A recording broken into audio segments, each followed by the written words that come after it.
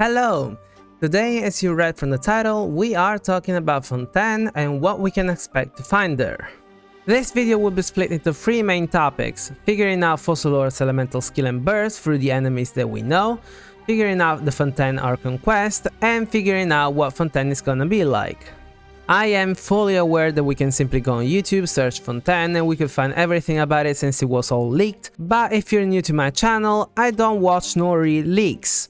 This means that what I'm gonna say in the video can already be confirmed or confuted, so please, if you decide to write a comment and you've seen the leaks, don't tell me if I'm right or wrong, I don't wanna know. I'll just wait these few months and find that out by myself when Fontaine gets released. If you just can't help it and you feel the urge to talk about leaks in the comments, write leaks in capital letters, leave a few empty lines, and then write your comments so people have the chance to decide whether they want to read the leaks or not. If you don't do that, I'll instantly delete the comments. Now that that's out of the way, as always, this is a theory video. I use information available in the game, but my conclusions, theories and guesses are based on my own interpretation and on my personal research, so they're not to be considered the official lore of the game unless they are later confirmed in the game itself. Before talking about Focalors' potential skill and burst, I'll give you two examples, otherwise this might prove to be a little complicated. The first example is Geo, which is the easiest and the most direct. I've analyzed every single enemy that uses Geo, specifically their attacks. By cross-referencing them, we see that there are 9 different attacks involving some kind of rock falling from the sky, 12 different quake attacks, 4 shields and 2 pillars. I will ignore any throwing or shooting attacks because most enemies have some but the Archons so far don't, so I think these attacks can be ignored in this process. If we pretend that we don't know Zhongli, we could say that his attacks may involve most of the enemy's attacks, and we would be mostly right because Zhongli has all those attacks.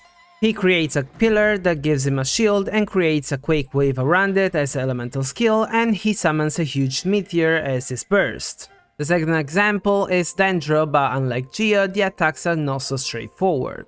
Again, after cross-referencing the enemy's attacks, there are 4 attacks that involve vines, 6 that involve some kind of turning around, and 11 that deal Dendro AoE damage. Now, this would tell me that the Dendro Archon, that we are pretending not to know, should have almost all of those attacks. But like I said before, the attacks are not straightforward when it comes to Dendro. Nahida's skill can link enemies through something similar to a vine. The AoE attacks became her Shrine of Maya, which doesn't deal damage per se, but it's definitely AoE. The turning around, well, if you use Nahida like I do, you're wondering how long before your wrist gives out. By the way, some other enemies' attacks hinted at Nahida's story, like the Dendro Slime hiding in the ground, the jail attack of the Floral Dancer, and the Hypostasis Vine jail, where it also turns into a tree similar to Irminsul. Lastly, what I noticed is that Geo and Anemo attacks are pretty much the same as the corresponding Archons, while the Electro and Dendro Archons attacks seem inspired by the enemy's attacks, not identical, which makes me think that this has something to do with the fact that Zhongli and Venti are OG Archons, while A and Nahida are substitutes. Now finally let's talk about the Hydro enemies. After the cross-referencing process, there are 12 instances of bubbles, 12 attacks in which the enemy goes kaboom, 4 healing abilities, 9 attacks that create a vortex, 3 rain attacks, and 10 instances of cage, of which 3 are unique and 7 are bubbles attacks. Now, like before, I'm going to ignore the water balls attacks, which are shooting attacks, unless Focalors uses a catalyst, but I think she's gonna be a polearm user for reasons I'll explain later. Here's my guess. Her elemental skill may involve something that can heal or attack based on the necessity, like Sayu's Yuhu art Mujina Flurry. If the active character doesn't need healing, Focalors' skill could apply Hydro and mark the enemies with a vortex under them that, after a while, goes kaboom, otherwise within the AoE of the skill, the active character is healed. For the burst, I'm almost completely sure it will involve bubbles that will imprison the enemies, dealing continuous hydro damage as long as they're caught. You will also be able to pop the bubbles, also with reactions, dealing increased damage. I mean, she's the god of justice and presides a court of law, it's only fair that she's able to deliver justice through imprisonment, right? Now in this section of the video, we will try to figure out the Archon Quest, but also what kind of person Focalors is. To do that, I'll bring back the theory I used in my Archons video back in August 2022, since it proved to be valid considering I was able to figure out the Dendro hypothesis name almost 4 months before its release. If you haven't watched the video, I found a correlation between the tarot cards and the Kabbalah, and as a consequence between the Archons and the hypostasis names. Before I get to the example, let me explain something essential. The tarot cards go from number 0, the Fool, to number 21, the World. Despite the official numbering system, I will consider the Fool, number 0, the first card, so just add 1 to the card's number. For example, the World, card number 21, is the 22nd card of the set. I'll use Dendro as an example again. Back in August, the Dendro hypostasis name was still unknown, but after reading every single card, I figured out that the Dendro Archon was represented by the 7th tarot card, the Lovers. On the card there's Eve in front of the Tree of Knowledge and Adam in front of the Tree of Life. On the Tree of Knowledge there's a snake which represents temptation, but Eve is looking at the angel who is giving them a blessing. This card is all about an either or choice that requires the sacrifice of the lesser option, which is what Nahida had to do in the Archon Quest. In retrospect, the snake meant that the Tree of Knowledge was being corrupted by temptation, so forbidden knowledge. Also, originally this card, together with Adam, showed 2 women, Eve and Lilith, who were both the first women ever created. This card can also be called the twins, and Kusanali and Rukkhadevata, although they feel like mother and daughter, are essentially twin sisters born from the same parent, Irminsul, but in different ages, which makes no sense by its Genshin impact, so everything goes. So I really got close to figuring out that there were going to be 2 main characters involved with the Tree of Knowledge. Anyway, the 7th Hebrew number is Zayin, which turned out to be the Dendro hypostasis name. When it comes to Focalors, we know from Dainslev that she likes the spectacles of the courtroom and that she would even judge the gods, but she knows not to make an enemy of the divine. From the Varunada Lazurat gemstone, it seems that she thinks of herself to be a saint with no sin. She's magnificent and pure, which really feels like she's trying to convince herself more than anything.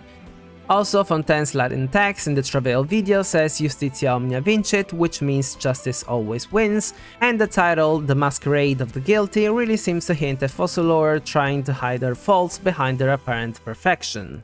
We already know the Hydra hypostasis name, Hey, which is the Hebrew number 5, and the 5th tarot card is the Emperor. This card represents the highest leadership, the head of the state, the most exemplary and powerful person in the realm, which is very fitting. Originally, this card represented the Holy Roman Emperor, which was created by Charlemagne, and it was dissolved by Napoleon Bonaparte, and it was the secular arm of God's authority on Earth. The Emperor carries a staff, which is the reason why I think Focalors is going to be a polearm user, and a globe representing the temporal and spiritual powers. This may also mean that she could be a dual wielder though. Anyway, the tarot card more specifically means mastery, strong will, power, rulership, the ability to dominate and influence without being influenced themselves, but it can also negatively mean brutal tyranny and feared enemy. This may be the actual hint at the Archon Quest, her trying to influence people but being incapable of being influenced or convinced. Or maybe she thinks that her people want her to be so strict and borderline evil, but she's also incapable of realizing that her people are just suffering. Similar to Inazuma, but more twisted basically. Anyway, when the occultists shifted the Hebrew alphabet for the tarot cards, the Emperor that was connected to the letter number 4 became connected to the letter or number 5, Hey, acquiring martial meanings such as forceful, courageous, ambitious, victorious conqueror. So maybe this means that Focalors won her seat in Celestia somehow? I will talk about it later, but I have a gut feeling that she was chosen directly by Celestia as the second Hydro Archon, also considering how Celestia seems to be stationed above Fontaine. In the end, the Emperor card's meaning reflect mostly what we already know about Focalors, but there's a side to the Emperor, specifically the Holy Roman Emperor, that the card doesn't cover, which is the fall of the institution, and we as travelers always end up resolving the nation's problems. To explain this, we need to talk about a specific period in French history, the French Revolution, which I believe is going to be the main inspiration for the Fontaine Archon Quest. And allow me to say this. In the wiki, it is said that the clothing of the people from Fontaine, taking Casper as an example, was inspired by 1910s France, which looked like this. Now, I don't know how they see a resemblance, but going back to the French Revolution, the aristocrats used to wear these clothes: double-breasted coats, the gilet, and the culotte, the knee-length shorts, which are literally what the people from Fontaine wear, so yeah, moving on. From the late Middle Ages to the French Revolution, France was ruled by the Ancien Régime. During King Louis XVI, the last king of the Ancien Regime, the court of Versailles was the center of culture, fashion, and political power. Education was improved so much that newspapers and journals gained a wider audience. This also led to the creation of the public sphere, groups of people gathering to discuss and debate ideas, primarily in Paris, which slowly isolated the court of Versailles and diminished its influence on the people. During this time, France faced a lot of economic issues. Lots of people were unemployed, farmers struggled to grow enough food because of obsolete agricultural methods, and there was also one of the most rigid winters ever recorded, which led to poor harvests. France was also indebted because of the Anglo-French War that took place not too long before. The Ancien Regime failed to manage social and economic inequality and also displayed a regressive tax system. King Louis XVI was even willing to make reforms, but he was faced with the conservative nobility and he backed down. The people even turned against Marie Antoinette, the queen, thinking that she was an Austrian spy. At this point, in 1789, Louis XVI had to summon the États Généraux, a general assembly representing the French estates of the realm, the clergy, the nobility, and the commoners, because only this assembly could approve national taxes. The thing is that since the clergy and the nobility were two separate powers, they usually overvoted the commoners. Because of this, the third estate, the commoners, managed to convince 100 members of the first estate, the clergy, to join them, thus creating the National Assembly. Later, most of the clergy and 47 members of the nobility also joined them. Rumors about Louis XVI deploying the Swiss Guards for an armed repression against the National Assembly spread, and on July 14th, the people and many soldiers attacked the Bastille, a royal fortress where weapons and ammunition were stored. This was the start of the French Revolution. Long story short, the royal family tried to flee, but they were instantly caught and arrested, and in 1793, both Louis XVI and Marie Antoinette were tried by the Revolutionary Tribunal and sentenced to death. Marie Antoinette was transported on an open cart and insulted by the crowd who once loved her. She was brought to the Place de la Révolution, where the guillotine was erected. Her last words were "Pardonnez-moi, monsieur, je ne l'ai pas fait exprès," which means "Pardon me, sir, I didn't do it on purpose," as she accidentally stepped on her executioner's shoe. I added this because I think this might be used in Genshin Impact toward the end of the Archon Quest, but not the execution, of course. As a consequence of the French Revolution, the First Republic was created, and to protect it from foreign and domestic enemies, especially the food riots and the mass hunger, the Committee of Public Safety was instituted. This committee, led by Robespierre, and its law of suspect, which allowed anyone who was believed to be an enemy of the revolution to be easily arrested, was the reason why this period of time was called La Terreur, or the Reign of Terror, during which about 17,000 people were publicly executed and 10,000 died in prison waiting for their sentence. Later, another institution, Le Directoire, was instituted. This was the governing five-member committee in the French First Republic and the beginning of the end of the French Revolution, since, with the coup d'etat of the 18th of Brumaire, Napoleon's troops seized control, he became the first consul of France, and later he crowned himself Emperor of the French.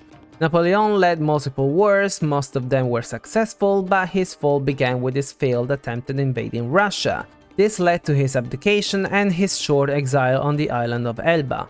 He then fled to France with 1,000 men, reviving the empire in the 100 Days, or the War of the Seventh Coalition.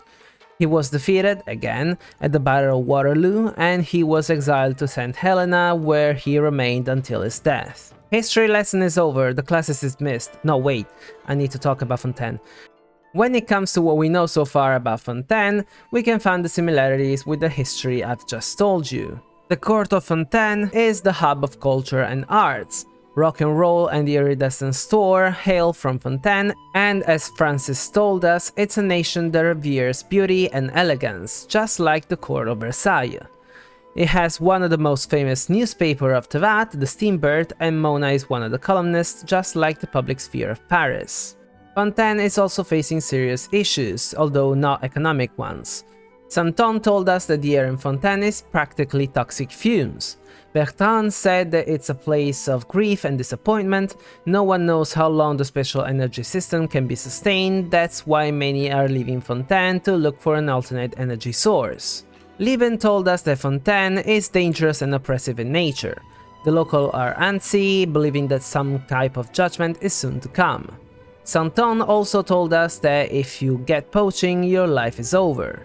Tavernier in Port Ormus told us that laws and orders are strict in Fontaine, and Yanfei told us that Fontaine's law is notoriously complicated. This may be the causes of a revolution. Patrice, the guy from the Vibrocrystal projections, told us that going back empty-handed would result in a few dozen charges, including wasting public funds and misappropriating academic resources, which means that if he's judged, he might get a death sentence. He also told us that as long as you're not considered guilty, you can enjoy all manner of conveniences, which really sounds like the law of suspect from the First French Republic. You can see that some aspects of the French Revolution have been left out. These may tell us what could happen in Fontaine once we get there. The people will turn against Focalors, some assembly that involves both the court and the people will be summoned, the people will create a revolutionary group, Focalors will call for an armed suppression, the people will seize control and create a new kind of government that will also involve the repenting Focalors, just like the First French Empire under Napoleon was still called French Republic for a few years. When it comes to Russia, we can safely assume that Snezhnaya will try something big in Fontaine as well. We will definitely meet one or two harbingers and they will probably be behind whatever revolution is going to happen. So I think the Focalors story is going to be a mix of Louis XVI, Marie Antoinette, and, as the Emperor card hints at, Napoleon Bonaparte. We will probably find out why Focalors is the way she is, and my bet is that, like I said before, she was put there directly by Celestia, probably even against her will or interests, and we will help leading a revolution alongside the people, but maybe also alongside Focalors herself, only after her true self is revealed to us and to her people. Obviously, we already know that no matter how evil an Archon seems to be, we will help them regardless and we will discover how nice they are. We already went through this with the Shogun. Obviously, there also won't be any deadly ending for the Hydro Archon, differently from what happened in the French Revolution. Something else that makes me think that Focalors didn't really want to become the Archon or that she wasn't supposed to become one has to do with the special energy source that exists in Fontaine. My bet is that this energy source was originally linked to the previous Hydro Archon, but after his or her death, and after Focalors became the new Archon, the energy source is slowly exhausting and Focalors may not be fully compatible, so she couldn't replenish it even if she wanted to. Now, what else do we know about Fontaine? It is extremely focused on technology and the engineers from Fontaine are hired all over Tvat because of their expertise. The Mikage furnace, the Wisdom Orb, the toy apparatus, the Evermotion mechanical painting, the camera and film camera are all Fontaine inventions. This makes me think that Fontaine is going to be steampunk themed, something like the anime The Case Study of Anita Scott, without the vampires though, or Nadia the Secret of Blue Water. If you've watched this anime, you know what I mean. Anyway, I kinda like steampunk, so I'm more than okay with this. Also, talking about anime, if you watched The Rose of Versailles, which we Italian called Le Oscar, Fontaine's story is probably going to be very similar. Let me know in the comments if you watched any of these anime, by the way. Fontaine also has a different kind of water, according to Vasco, who also told us that there, people can apply for a diving certificate, which honestly, I think it's gonna be incredibly fun. We also know one sub-area, the town of Petrichor. It has a majestic waterfall and it's known for its beauty and exceedingly pure waters. In Petrichor, we will probably meet the Daydream Club that Felix Yog told us about. The club members are Felix, who wants to create a perpetual energy source, Xavier, the filmmaker, Mr. Garcia, who is creating a numbering machine, basically a computer, and the brothers Mecantre Babis, who are trying to build a huge cannon that can shoot missiles carrying people to the stars. Basically the French version of NASA or of Elon Musk. About the core, we know that the Chief Justice is called Neviet, and she's impressed by Nahida's commendable ruling, which is in contrast with most likely Focalor, who is prone to hysterics. We also know from Xavier that in the court of Fontaine there are countless gorgeous maidens, ethereal as the clouds. Then we have the Lockfolks, the Oceanids. Rhodeia, for example, fled Fontaine because she longed for the previous Hydro Archon. Like her, many other Lockfolk left because they didn't recognize Focalor as their new Archon. Differently from Focalor, the previous Archon wanted to connect everyone in the world just like water does, so she sent the Lockfolks as spies all over Tibet. In my Archons video, I said that the Hydro Archon's name may have been Gap, which we now know to be wrong, but I also said that it may be the original Hydro Archon's name since Gap reigns over the water elementals or water demons, so in Genshin Impact's case, the Oceanids. Oh, and do you know what Louis XVI's predecessor was called? Louis XV, the Beloved. You know, just saying. Lastly, Nahida told us that Fontaine, as we already know, operates on a judicial system, that the Chief Justice judges people, so Focalor doesn't have to preside over individual trials, and yet she goes to every single one of them because she just enjoys the atmosphere. Focalor also has the right to influence the final verdict if she wants to, and that she has a very unique personality, which sounded like she meant to say that she's gotta screw loose. So be ready, because Nahida literally told us that we will be suddenly arrested and brought to the court where Neviet will probably give us a light sentence, but Focalor will influence the final verdict and we will be judged harshly. About Fontaine City, like I said, I'm expecting a steampunk city that will look something like Altissia from Final Fantasy XV, a city based on Venice, or something like Annecy in France. Basically a city on a lake, but unlike Mondstadt, it should have rivers or canals flowing through the city and it won't be enclosed by walls.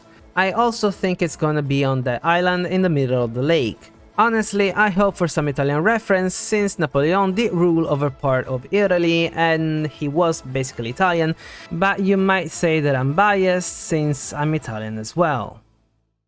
And that's it. I expected this video to be long, but not this long, honestly. Better yet, I meant this video to be a short one, but the research turned out to be extensive, so I couldn't do otherwise.